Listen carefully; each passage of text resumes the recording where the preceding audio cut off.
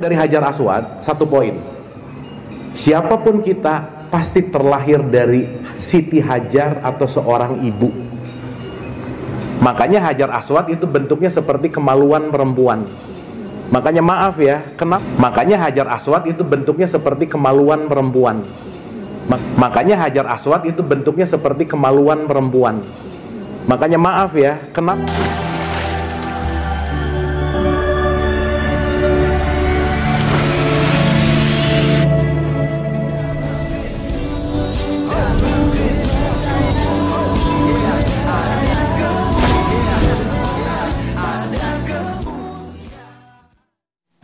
Bismillah abi wal ibni wal rohil kudus ilahu wahid. Salam alechem bisem Yesua Hamasyah. Berjumpa kembali dengan saya teman-teman sekalian di channel TV Laskar Kristus ini. Pada kesempatan kali ini, seperti yang kalian cuplikan, kita akan membahas mengenai Hajar Aswad.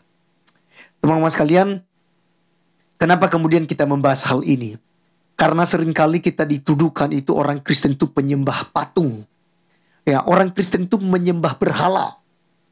Orang Kristen itu kafir, gitu. Bahkan dalam narasi Ibung Atria juga dalam menanggapi nanti Abu Marlon, itu dia menghubungkannya, dia bahkan menyebutkan Kristen dan Katolik katanya. Jadi penting untuk kita memang juga membahas hal ini. Karena dalam hubungan antara Islam saja punya pertentangan-pertentangan dan perbedaan pendapat tentang Hajar Aswad. Yang kemudian mereka cium.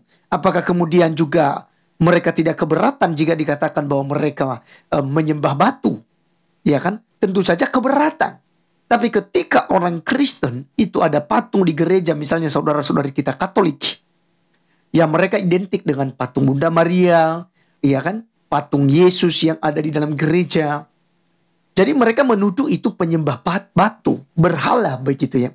Nah, apakah kemudian mereka terima ketika kita balik hal itu karena mereka mengelilingi Ka'bah, mencium batu Hajar Aswad ya, dan bentuknya ini bentuk batunya yang dicium itu, wah, seperti yang dikatakan oleh Abu Marlon nanti, itu bentuk seperti kelamin perempuan katanya, dan punya makna tertentu yang dijelaskan oleh Abu Marlon. Benarkah demikian teman-teman sekalian? Ini saya baru dengar kalau itu memang bentuknya ya menyerupai kelamin perempuan ya.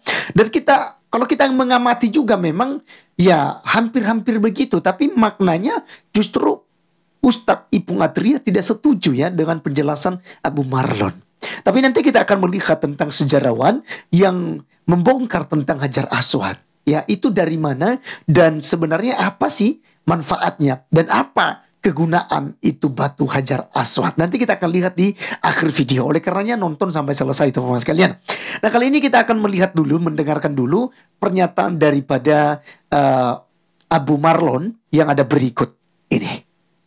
Dari Hajar Aswad, satu poin. Siapapun kita pasti terlahir dari Siti Hajar atau seorang ibu. Makanya Hajar Aswad itu bentuknya seperti kemaluan perempuan. Makanya maaf ya, kenapa Nabi Muhammad mengajarkan ngecup Hajar Aswad? Maksudnya bukan nyium batu, cintailah ibumu gitu. Jadi kalau datang ke sana ngecup Hajar Aswad, pulang sama ibunya berantem mulu, abis gitu ngecup Hajar Aswadnya bayar lagi gitu ya. Bayar loh sekarang. Saya pernah ya, woi haji ngecup. Oh, saya tuh amazed banget. Ya Allah, engkau baik banget orang-orang di sini gitu. Tahunya begitu masuk gini diikutin sama hotel, Mas tadi ngecup saya anterin, ini saya minta 1.000 real katanya, gimana coba? Jadi sekarang orang ngecup si Hajar Aswad, mencium Hajar Aswad, lupa hakikatnya bahwa Hajar Aswad itu simbol dari Siti Hajar. Jangan lupa ya, di tempat kita tawaf itu ada 3 poin penting: Hijir Ismail, Makom Ibrahim, Hajar Aswad. Ibrahim, Ismail, Siti Hajar, ibu, bapak, anak. Jadi sebenarnya ngomongin muter ini cuman mau bicara bahwa perbaiki hubungan pasangan, anak, relationship dalam keluarga. Contohlah keluarga Ibrahim gitu kira-kira. Itu satu, Mas. Jadi kenapa dimulai dari Hajar Aswad? Kenapa? Karena kalian semua pasti datang dari ibu. Oke, teman-teman sekalian, itulah pernyataan daripada Ustadz Abu Marlon yang telah menyampaikan tentang Hajar Aswad yang bentuknya mirip dengan kelamin perempuan dan juga punya makna tertentu di situ adalah untuk menghormati, karena kita ini berasal dari perempuan, maka kita harus mengasihi, mencintai orang tua kita. Jadi itu maknanya kenapa harus mencium ya bentuk ya batu itu yang menyerupai. Ya maaf saja ya seperti dikatakan oleh ustadznya ya Abu Marlon ini ya seperti kelamin perempuan begitu ya bentuknya. Nah, teman-teman sekalian, kemudian Ipung Atria itu nggak setuju, ya, dan bahkan dikatakan ini suatu penghinaan ya, penghinaan ya, dan ya bisa dikategorikan sebagai penistaan lagi ini ya, begitu ya. Itulah narasi yang dibangun oleh Ustadz Ipung Atria. Oleh karenanya kita langsung saja simak pernyataan Ipung Atria berikut ini. Abu Marlu karena penghinaan terhadap Hajar Aswad. Mari kita simak. Tidak ada hubungannya antara Ibu Hajar dengan Hajar Aswad atau dengan batu hitam.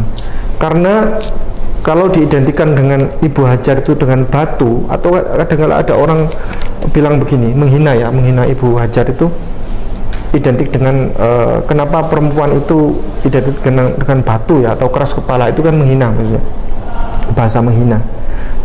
Tapi sesungguhnya itu tidak pernah terjadi karena tidak ada hubungan antara Hajar dengan Hajar. Itu yang pertama. Nah, Pak Abu Marlo, Anda menyatakan bahwasannya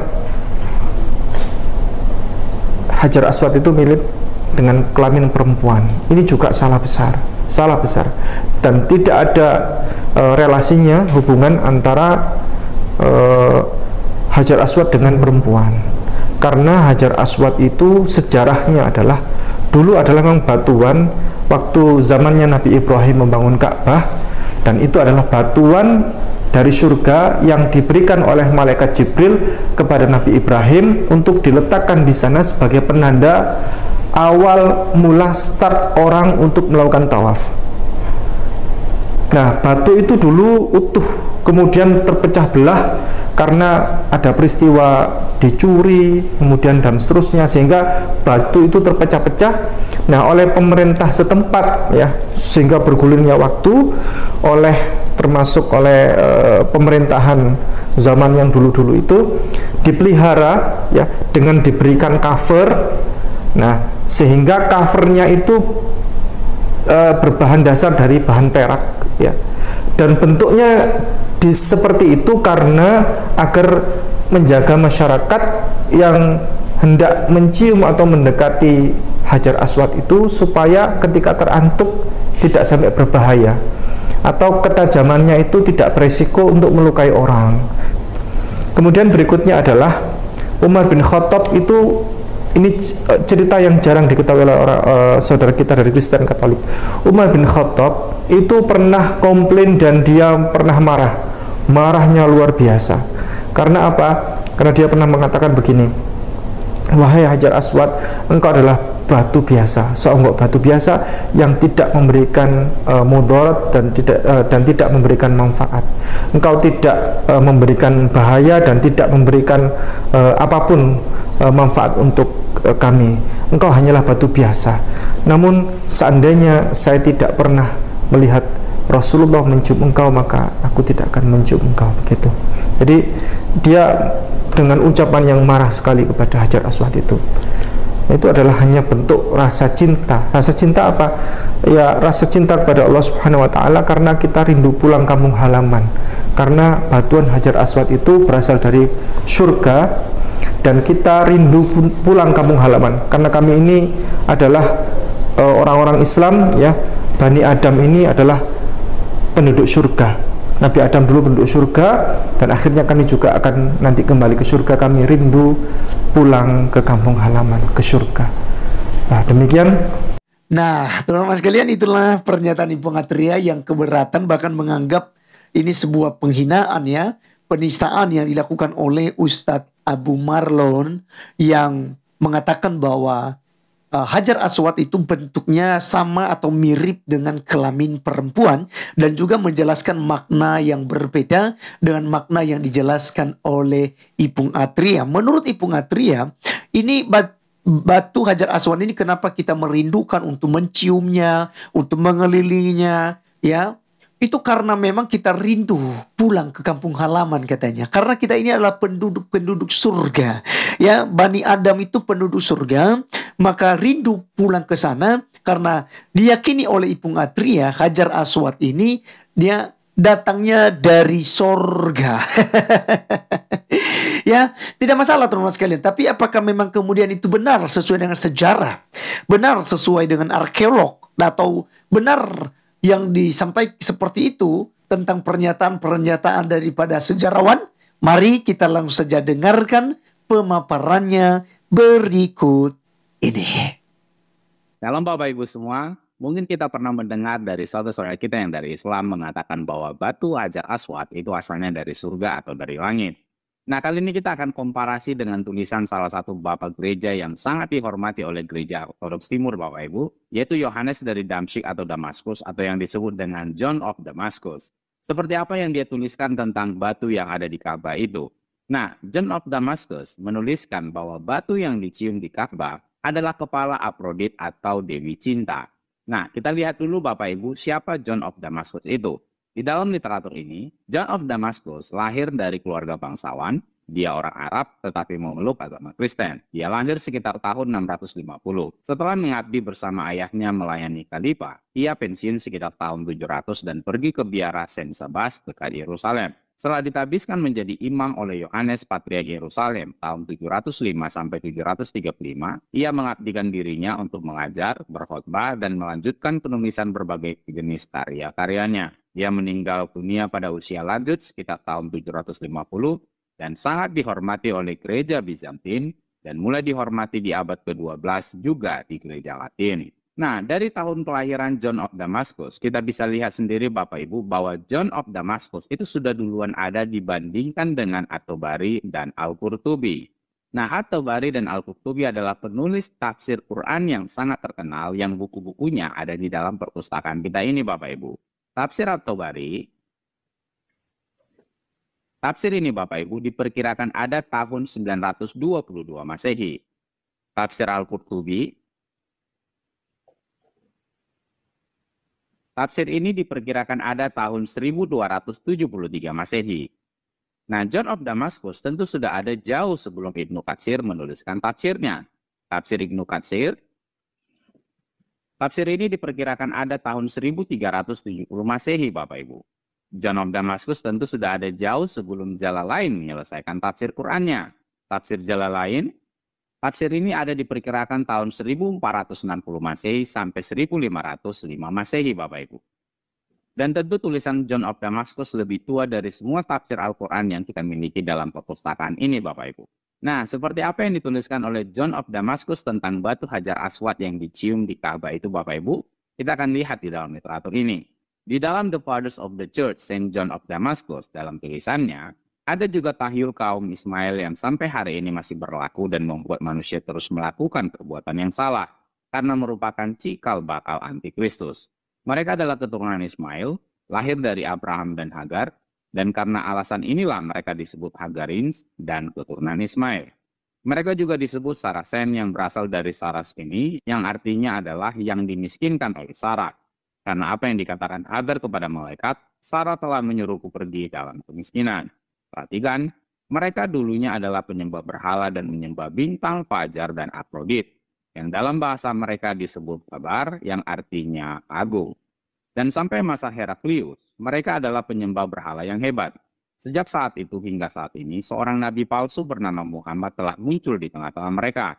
Orang ini setelah secara kebetulan menemukan perjanjian lama dan perjanjian baru, dan juga tampaknya setelah berbincang dengan seorang biarawan Arianisme, merancang ajaran sesatnya sendiri.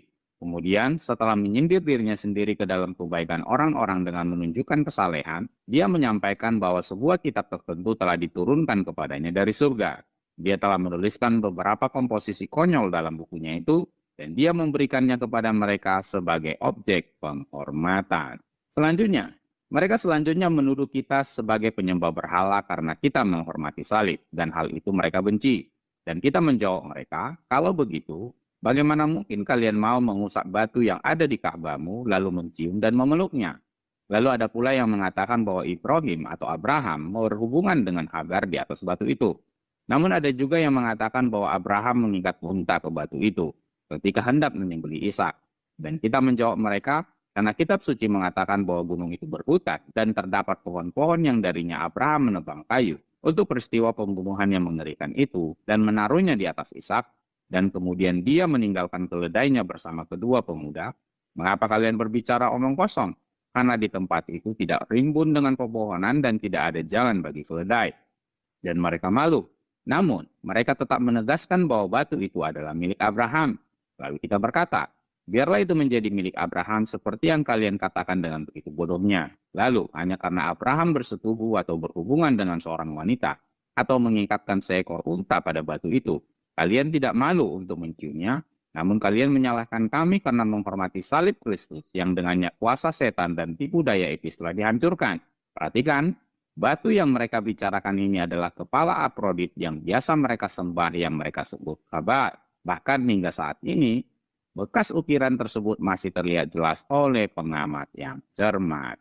Nah, terlihat jelas Bapak Ibu bahwa 2 kali dalam tulisannya seperti yang saya sudah tunjukkan tadi, John of Damascus menuliskan bahwa batu yang diusap dan dicium yang ada di Ka'bah itu adalah kepala Afrodit. Nah, siapa Afrodit? Kita dibantu oleh literatur ini. Di dalam The Jewish Encyclopedia, Afrodit adalah nama Yunani, dewi cinta. Di kalangan orang timur ini berhubungan dengan kecanduan seksualitas. Dan Afrodit dipuja dalam berbagai bentuk dan figur. Jadi Afrodit itu adalah dewi cinta Bapak Ibu.